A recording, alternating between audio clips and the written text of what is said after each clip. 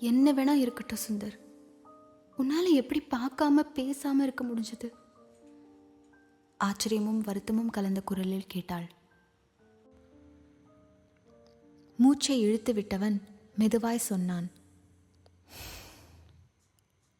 நான் போன வாரம் 3 தடவை காலேஜுக்கு வந்தேன் மாதனி, உன்னை பார்க்கறதுக்கு. 2 நாளைக்கு நீ காலையில் பஸ்ஸில் இருந்து இறங்கி கிளாஸுக்கு போகிற வரைக்கும், ஒரு நாளைக்கு சாயங்காலம் நீ செகண்ட் பஸ்ஸில் போகிற போது பார்க்கறதுக்கு, உன்னை பார்க்கறதுக்கு மட்டும் காலேஜுக்கு வந்துட்டு போனேன். என்ன? அதிர்ந்தாள். என்ன என்று அவனை வெறுமையாய் பார்த்தாள். பலவிதமான உணர்ச்சிகளை அடக்கிக் கொண்டே விரக்தியாய் சோகமாய் அவனை பார்த்து சிரித்தாள். எவ்வளோ கஷ்டப்பட்டேன், எவ்வளவு ஆசைப்பட்டேன் வருவான் வருவான்னு.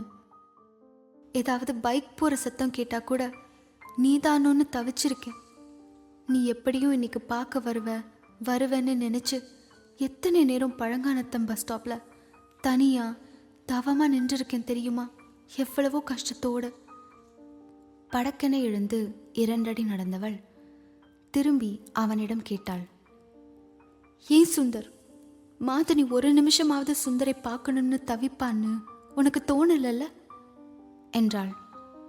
அவள் கண்களில் தாரை தாரையாக கண்ணீர் கொட்டியது. அதை துடைத்து கொள்ளாமல் அவனையே பார்த்து கொண்டிருந்தாள்.